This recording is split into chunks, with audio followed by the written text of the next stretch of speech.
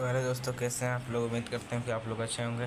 तो आज हम लोग इकोनॉमिक्स यानी कि अर्थशास्त्र क्लास 10th का अर्थशास्त्र चैप्टर 1 अर्थव्यवस्था एवं इसके विकास का इतिहास का वीवीआई ऑब्जेक्टिव क्वेश्चंस को देखने वाले हैं। पीवाईक्यू क्वेश्चन जो क्वेश्चन में पूछा गया है डेट के साथ देखेंगे। ठीक, पीवाईक्यू को देखेंगे।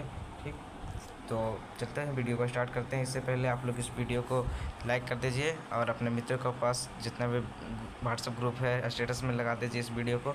जितना ज़्यादा शेयर कर सकते हैं उतना ज़्यादा इस वीडियो को शेयर कर दीजिए। अगर चैनल पर पहली बार आए हैं तो चैनल को ज़रूर सब्सक्राइब कर दीजिए ताकि हर वीडियो का नोटिफिकेशन आपको मिलते रहें। तो चलिए वीडियो को स्टार्ट करते हैं। हमारा पहला प्रश्न है, इनमें से किसको प्राथमिक क्षेत्र कहा जाता है। तो आप जानते हैं कि प्राथमिक क्षेत्र कृषि क्षेत्र को कहा जाता है और औद्योगिक क्षेत्र को द्वितीयक क्षेत्र कहा जाता है और सेवा क्षेत्र को तृतीयक क्षेत्र कहा जाता है। ठीक, याद रखिएगा। अगला प्रश्न है, इन निम्नों से किस देश में मिश्रित अर्थव्यवस्था है। तो भारत में मिश्रित अर्थव्यवस्था है, रूस में समाजवादी अर्थव्यवस्था है, अमेरिका में पूंजीवादी अर्थव्यवस्था है। ठीक, याद रखिएगा। अगला प्रश्न है, भारत में योजना आयोग का गठन कब हुआ था। तो भारत में योजना आयोग का गठन 15 मार्च 1950 ईस्वी को हुआ था। ठीक, ऑप्शन ए राइट आंसर हो जाएगा। अगला प्रश्न है, जिस देश का राष्ट्रीय आय अधिक होता है वह देश क्या कहलाता है। तो देखिए, जिस देश का राष्ट्रीय आय अधिक होता है ना वह देश विकसित कहलाता है। ठीक, अगला प्रश्न है, इनमें से किसे पिछड़ा राज्य कहा जाता है। तो पिछड़ा राज्य बिहार को पिछड़ा राज्य कहा जाता है। ठीक, लेकिन धीरे धीरे बिहार में भी अब विकास का कार्य हो रहा है। ठीक, अगला प्रश्न है, शेयर बाजार का नियामक संस्था क्या है। तो शेयर बाजार का नियामक संस्था सेबी है। ठीक, अगला प्रश्न है, भारत की किस राज्य की प्रति व्यक्ति आय सबसे कम है। सबसे कम प्रति व्यक्ति आय वाला राज्य बिहार है। ठीक, बिहार में सबसे कम प्रति व्यक्ति आय है, लेकिन सबसे ज़्यादा रहे तो गोवा का सबसे ज़्यादा है, क्योंकि गोवा में टूरिज्म है। सभी विदेशी लोग वहाँ टूर पे आते हैं, वहाँ समुंदर है।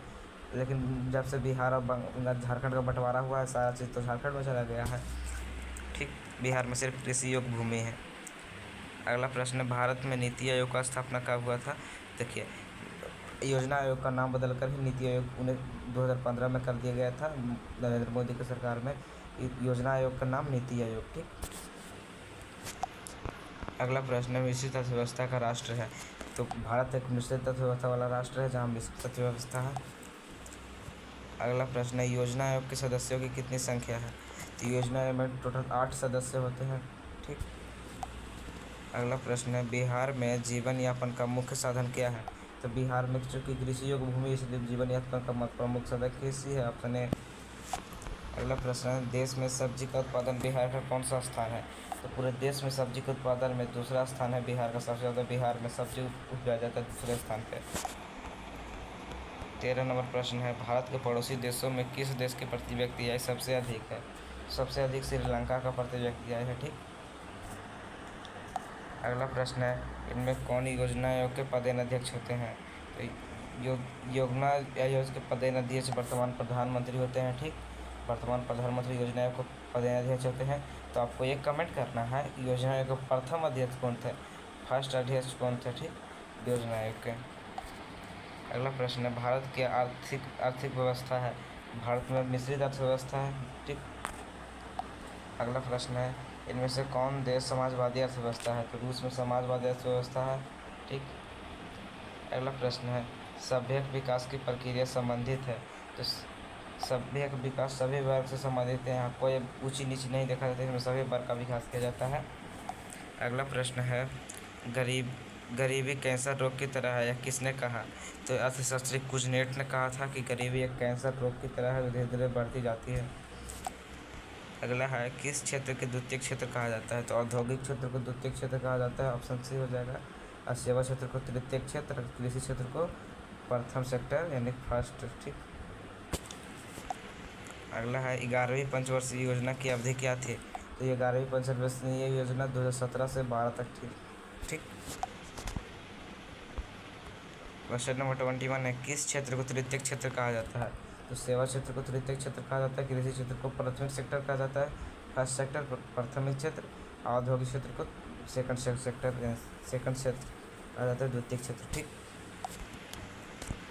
अगला है 22 क्वेश्चन, एक अर्थव्यवस्था का सृजन होता है तो प्राकृतिक संसाधनों से भी होता है, भौतिक संसाधनों से, अमानवीय संसाधनों, तीनों से होता है, इसमें से सभी हो जाएगा।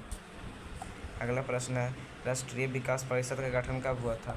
तो 1992 में राष्ट्रीय विकास परिषद का गठन हुआ था। ठीक।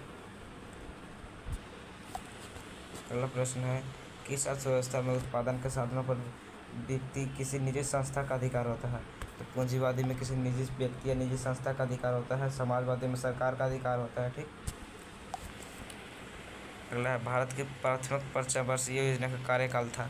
तो भारत के प्रथम पंचवर्षीय योजना 1951 से 56 तक रहा था। ठीक। अगला है, आर्थिक संरचना का एक मुख्य अंग है? तो आर्थिक संरचना का मुख्य अंग शिक्षा भी है, स्वास्थ्य एवं सेवाएं भी है, यातायात एवं संचार भी, तो इसमें सभी हो जाएगा। अगला है, आर्थिक क्रियाओं का उद्देश्य होता है? तो आर्थिक क्रियाओं का उद्देश्य जीविकोपार्जन होता है। ठीक। क्योंकि आर्थिक क्रियाएं क्यों करते हैं? आप मजदूरी, आपके पिताजी मजदूरी क्यों करते हैं? ताकि आपको खाना खिला सकें, पैसा कमा सकें, अपने खुद को पेट भरने के लिए, अपने परिवार को पेट भरने के लिए। ठीक। जीविकोपार्जन के लिए, जीवन को पालन करने के लिए। ठीक। पशुपालन एवं मत्स्य पालन किस क्षेत्र में आते हैं? तो पशुपालन कौन करता है? जो किसान लोग होते हैं वही गाय भैंस पालते हैं, मत्स्य पालन करते हैं। तो किसान लोग किस में आते हैं? प्राथमिक क्षेत्र में। ठीक है, फर्स्ट सेक्टर हो जाएगा प्राथमिक क्षेत्र। क्वेश्चन नंबर 29 है, निम्नलिखित में से कौन सा सामाजिक संरचना का अंग है? तो देखिए, शिक्षा एवं प्रशिक्षण भी है, स्वास्थ्य एवं सेवाएं भी, आवास भी है। आवास यानी घर भी होना चाहिए, स्वास्थ्य की सभी सेवाएं उपलब्ध होना चाहिए, शिक्षा और प्रशिक्षण भी होना चाहिए, यानी कि सामाजिक संरचना का अंग ये तीनों है। ऑप्शन डी हो जाएगा। अगला है क्वेश्चन नंबर 30। सामान्यतः किसी देश का विकास का स्तर किस आधार पर निर्धारित किया जाता है? तो प्रति व्यक्ति आय, साक्षरता दर, स्वास्थ्य एवं स्वास्थ्य की स्थिति, तीनों पर देखें।